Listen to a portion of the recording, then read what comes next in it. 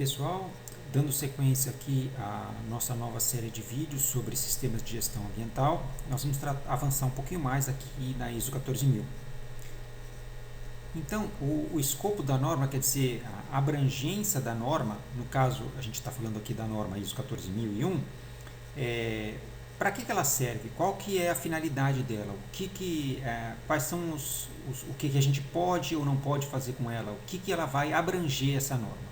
Bom, em primeiro lugar, ela vai determinar que qualquer organização que queira implementar um sistema de gestão ambiental de acordo com a norma ISO 14001 tem que, no mínimo, ter esses três elementos aí. Primeiro, conformidade com as obrigações legais, ou seja, todos os requisitos legais ou outros requisitos que existam, por exemplo, para um determinado setor, que sejam requisitos determinados já pelo setor, e então isso é o compliance, ou seja, a adesão, a aderência a essas obrigações que a empresa e que o setor possui. Outro é que a norma vai focar em um aumento do desempenho ambiental, ou seja, você vai querer não só implementar, como melhorar o desempenho ambiental da sua empresa, e ela também vai servir para você monitorar e padronizar, determinar o alcance dos objetivos ambientais que você vai querer ao implementar um SGA, né? Eu vou sempre falar aqui SGA como abreviatura de Sistema de Gestão Ambiental, um SGA dentro do escopo da norma ISO 14001. Então ela vai te ajudar a determinar, estabelecer o alcance dos seus objetivos ambientais. A nova norma ISO 14001, que ela foi reformada há uns anos atrás, ela já traz uma perspectiva de ciclo de vida. Ou seja, você vai considerar os impactos de uma determinada organização de uma maneira ampliada, ou seja, considerando os impactos do ciclo de vida de um determinado produto ou serviço. Então vamos imaginar que seja uma empresa de papel. Então você não vai se preocupar só com o impacto dentro da sua unidade produtiva, e sim você vai se preocupar também com os impactos antes, né, no nascimento, digamos assim, do papel, ou seja, com as plantações, com a fonte de madeira, como estão sendo gerenciadas esses impactos na produção da madeira, inclusive desmatamentos, retirada de vegetação nativa, e também os impactos depois que o produto é feito, ou seja, os impactos no descarte inadequado, então vai ter que se preocupar possivelmente com reciclagem. Então a perspectiva de ciclo de vida, ela amplia o foco, em vez de focar somente dentro do processo de produção ou dentro das atividades que ocorrem numa empresa, numa organização, e sim você considera todo o ciclo de vida de um produto ou de um serviço desde o seu nascimento, ou seja, antes, considerando as entradas numa determinada empresa, e também depois que o produto sai da empresa, quando ele continua sendo utilizado e vai ter o seu descarte ou a sua destinação final. Porém, uma coisa que é importante ficar clara é que a norma ISO 14001 não estabelece critérios específicos de desempenho, ou seja, nunca a ISO 14001 vai ser específica e vai dizer, olha, você tem que melhorar 90% no seu consumo de resíduos de combustível fóssil, ou no seu consumo de energia, ou de água, ou o tanto de reciclagem que você vai fazer. Ela não vai estabelecer isso. Ela vai te dar princípios, orientações, parâmetros para você definir o seu critério de desempenho, e ele tem que ser de acordo com aspectos, impactos relevantes, de modo que você aumente o seu desempenho ambiental. Então também não pode ser uma coisa só para inglês ver, mas ela nunca diz o que você vai ter que fazer, como você vai ter que fazer e qual vai ser o seu critério. Ela dá só digamos assim, o quadro conceitual, o framework, o padrão geral que você vai ter que seguir para se adequar a um SGA do estilo ISO 14001. E tudo que você incorporar, requisitos externos ou requisitos que você cria para você mesmo de objetivos e metas ambientais, eles devem ser incorporados ao SGA e eles têm que poder ser auditados.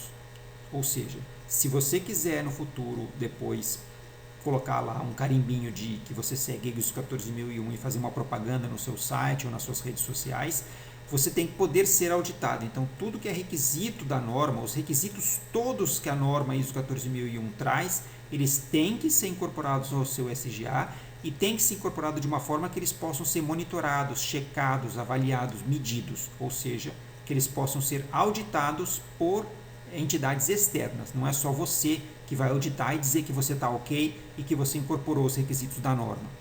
E sim uma entidade externa, uma auditoria independente que vai verificar se você realmente fez um SGA de acordo com os requisitos da norma ISO 14001. É muito importante a gente usar alguns termos aqui que a própria norma define, então a gente vai passar por poucos termos e alguns exemplos. Tá? O sistema de gestão ambiental. O que é esse bendito desse SGA? Bom, então o sistema de gestão ambiental é uma coisa simples. Ele é parte do sistema de gestão, ou seja, uma empresa tem o seu sistema de gestão administrativa, financeira, seu sistema de gestão normal, uma empresa, uma organização, tal. Mas ele é usado para quê? Para gerenciar os aspectos ambientais da sua empresa. A gente já vai ver loguinho o que são aspectos ambientais.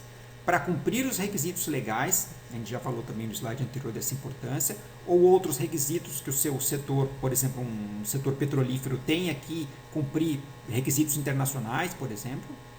E você vai abordar os riscos ambientais, no caso, né? E quais são as oportunidades? Oportunidades de melhoria e oportunidades estratégicas, por exemplo, de atingir um nicho de mercado específico. Agora, dentro do sistema de gestão ambiental, o que é a formulação da política ambiental? Que ela tem que estar explícita, redigida e disponível. Ela orienta quais são as intenções da sua organização. Qual é a direção que você vai seguir em relação ao seu desempenho ambiental. E isso está escrito aí formalmente expresso, ou seja, tem que ter um documento e ele tem que estar público, normalmente disponível no site, nas redes sociais da empresa. E ele é expresso pela alta direção, ou seja, o presidente, os diretores, os vice-presidentes, os principais CEOs aí de uma empresa, ou pública, ou de uma organização privada, ou de uma ONG, ou de um órgão de governo, mas a alta direção, ou seja, a cúpula dessa empresa que vai formular a política ambiental, que aí vai sim ser absorvida por toda a organização, vai ser implementada, se possível não, com a participação de todos. Né? Essa ideia de um envolvimento da comunidade, de uma organização, de uma empresa, na execução de uma política ambiental, de um sistema de gestão ambiental, é de suma importância, como a gente viu no vídeo anterior. O que é uma parte interessada? Tá? Desculpa aí que eu errei, tá 3, mas é 2. Parte interessada é um termo, tudo que está em negrito aí são termos definidos dentro da própria norma ISO 14001, que são pessoas ou organizações que podem afetar, uma pessoa ou organização que pode afetar uma decisão ou atividade de uma organização, de uma empresa, que pode ser afetada ou pode se imaginar afetada. Então, o que nós temos? Nós temos aqui no primeiro quadrinho os consumidores, nós podemos ter as ONGs, nós podemos aqui ter embaixo os funcionários da empresa, ou então os fornecedores, que está aqui nesse quadrinho representado pelo caminhãozinho, ou nós podemos ter os acionistas ou financiadores da empresa, ou até bancos que podem ser interessados. Nós temos a comunidade do entorno, que é representada aqui por essa figurinha aqui de uma igreja com várias comunidades no entorno. E temos diversas outras possibilidades de partes interessadas. De repente tem setores governamentais, a gente pode ter entidades internacionais externas, enfim, nós podemos ter uma série de pessoas ou organizações, se elas afetam de alguma maneira. Por exemplo, os consumidores e os fornecedores, eles afetam. Ou são afetados, a comunidade do entorno. Ou eles se imaginam afetados, por exemplo, uma ONG que trabalha com um determinado tema e se imagina afetado pelas atividades de uma empresa. Todos eles são partes interessadas, porque eles têm interesse no desempenho ambiental. A gente está falando aqui especificamente, né, de sistema de gestão ambiental. Eles têm interesse na gestão ambiental de uma empresa. E agora vem 2 conceitos super importantes aqui. A gente vai considerar o conceito de aspecto e o conceito de impacto ambiental. A distinção é meio sutil, mas é simples. Então, o aspecto ambiental é qualquer elemento das atividades, dos produtos, dos serviços de uma organização que interage ou pode interagir com o meio ambiente. Repara aqui que a gente não falou de alteração, nem de alteração negativa, nem de poluição, nem de nada. É um elemento que interage com o ambiente. ou que pode interagir com o meio ambiente. Então, o meu planejamento, que a gente vai tratar nos próximos slides, do meu sistema de gestão ambiental, tem que girar em torno dos aspectos ambientais significativos, que são aqueles elementos das atividades que interagem, podem interagir com o meio ambiente de uma forma significativa, ou seja, essa interação não é uma interação ocasional, não é uma interação de baixo impacto, mas sim uma interação significativa, uma interação que pelo seu volume, duração, quantidade, intensidade ou tipo de impacto passa a ser significativo. A própria alteração do meio ambiente é essa que é o impacto. Tá? Então, o aspecto é o elemento da organização que interage ou pode interagir. Quando essa interação gera uma modificação do meio ambiente, quase sempre gera essa modificação, essa alteração, que pode ser tanto negativa como positiva, essa alteração é um impacto ambiental. Claro que a gente está falando aqui de alterações que sejam, pelo menos parcialmente, resultantes dos aspectos de uma organização. Então, se eu tenho um determinado aspecto e ele gera uma mudança no meio ambiente positiva ou uma mudança no meio ambiente negativa, agora essa mudança é o impacto. O elemento que interage com o meio ambiente é o aspecto ambiental. Então vamos pegar aqui alguns exemplos que são tirados da própria ISO 14004, no caso, que é uma norma que detalha, traz exemplos, explicações melhores. Então, eles pegaram lá uma atividade, pode ser atividades, produtos, serviços, né? Então, eles pegaram uma atividade de construção de estrada. E a construção de estrada tem um elemento, né, que é na sua construção, que ela vai compactar, que passa aquele rolo compressor. Pois bem, qual é o aspecto? Emissão de poeira para o ar. Esse primeiro que está aí. Então, repara que eu não estou falando se o ar melhorou, piorou, nem nada. Eu estou falando que o ar teve uma emissão de material particulado para o ar. E isso causou o quê? Qual o impacto? O ar ficou poluído. O impacto é a modificação. O aspecto é o que ocorreu, o elemento que interagiu. Eu estou dizendo apenas, de uma maneira neutra, que é emitido poeira para o ar. O que isso gera? Um impacto de poluição do ar. Outro elemento dessa construção de estrada, a construção durante chuva forte. Aliás, né, se vocês estiverem vendo esse vídeo aqui em janeiro de 2022, que é quando o vídeo foi lançado, a gente teve aí vários problemas por chuva forte, inclusive um deslizamento, aí um problema sério na construção do metrô de São Paulo. Pois bem, na construção durante chuva forte, você vai descarregar terra e cascalho para construir a sua estrada, tanto no solo quanto na água. Então, repara de novo a linguagem neutra. Eu estou descarregando terra e cascalho. Qual é o impacto disso? Considerando todo o ciclo de vida, primeiro eu tenho impacto na retirada, porque eu tenho esgotamento de recursos que não são renováveis, que é o cascalho e as pedras pequenas, que uma vez que eu tirei, não é um recurso renovável. Então, recurso que mesmo sendo abundante, ele é finito. Degradação do solo. Então, aqui eu estou falando de novo da alteração. A linguagem não é mais neutra. É uma alteração adversa, negativa. Erosão do solo. Modificação do ambiente. Alteração negativa, então é um impacto. Poluição da água. Mesma coisa. Aí eu estou falando da modificação. A água foi modificada pela descarga. Descarga é o aspecto. A mudança da qualidade da água, a poluição da água, a degradação do habitat em áreas úmidas como pântanos, áreas inundadas, etc. Essa alteração negativa do ambiente é que é o impacto ambiental. Ok, pessoal? Vamos vendo mais uns exemplos aí. Eu estou fazendo um projeto de uma caldeira. Então, mesmo numa atividade de projetar uma caldeira, caldeira é um equipamento industrial, tá? de aquecimento. É isso que a gente está falando. Mesmo que a gente esteja considerando esse serviço, é um serviço ou uma atividade, né, o projeto da caldeira, ele vai ter aspectos e impactos. Então, quando eu estou projetando a caldeira em termos de eficiência de combustível, um aspecto que vai ter é o consumo de combustíveis. Certo? Eu vou pensar em mais ou menos consumo ou tipo de combustível. Então, esse é o aspecto. Linguagem neutra é o elemento que interage com o meio ambiente.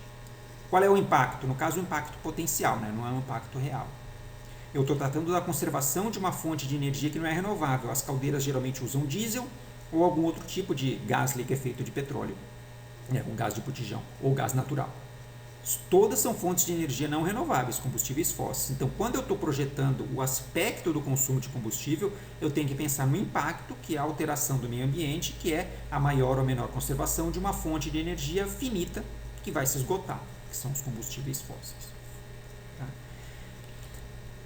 Quando eu estou projetando baixas emissões, ou seja, as emissões atmosféricas, o gás que é gerado, gás carbônico, enxofre, etc., gases de nitrogênio, eu estou pensando em descargas atmosféricas desses poluentes no ar, emissão de poluentes, emissão de determinados gases, descargas no ar. Repetindo para ficar bem claro. Linguagem neutra. Qual é o aspecto que eu estou querendo? Algum objetivo relacionado à qualidade do ar. Porque a qualidade já vai ser, ou seja, se eu tiver menos descargas, eu vou ter um projeto que vai cumprir um objetivo relativo a um menor poluição do ar, melhor qualidade do ar, ou seja, eu estou tratando do impacto. Quando eu falo de qualidade do ar, eu estou falando de alterações, então estou falando de impactos potenciais. Uso de materiais não perigosos. Qual é o aspecto, quando eu estou projetando essa caldeira, qual é o aspecto que eu estou pensando? O que vai acontecer no final da vida útil dessa caldeira, quando ela tiver que ser descartada ou disposta. Então, quando ela for disposição no fim da vida, quando eu for, por exemplo, descartá-la num aterro sanitário, ela for colocada no ambiente, eu estou pensando no aspecto, ou seja, ela pode gerar um impacto negativo. Então, eu vou pensar em não usar materiais perigosos, porque qual é o impacto? Eu não vou colocar resíduos perigosos no meio ambiente que vão causar poluição.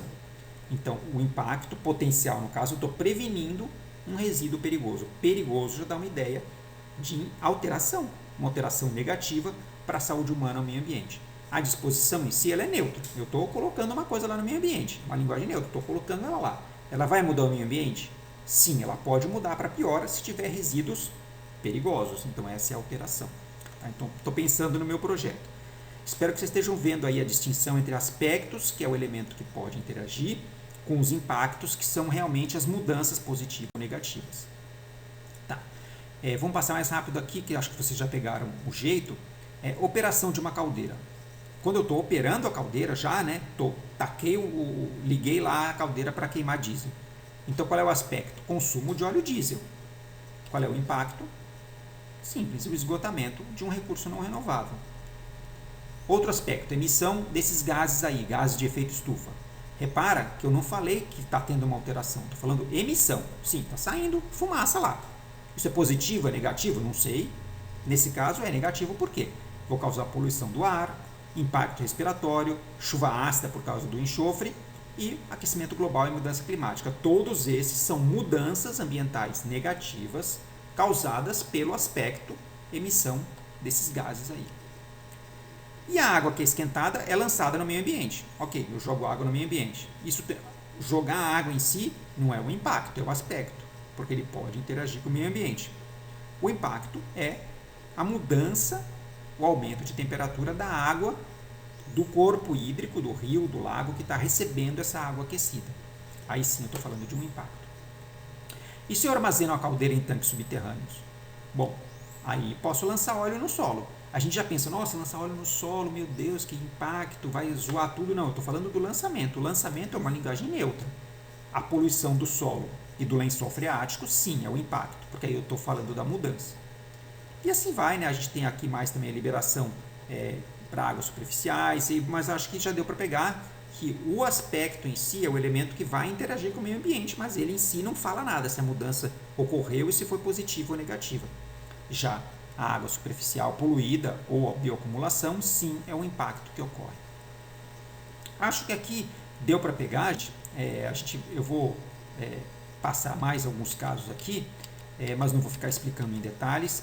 Eu vou deixar o slide aqui rolando um pouquinho para vocês darem uma pausa e irem consultando o consumo, os aspectos de 3 outras atividades aqui: cultivo de arroz, gerenciamento de águas residuais, né, águas poluídas, né, e o cartucho de tinta de impressora, os possíveis aspectos e impactos. E aí, para a gente modificar e ver se vocês entenderam mesmo essa diferença de aspectos e impactos, se tiverem dúvidas, escreve no comentário que eu vou responder assim que possível.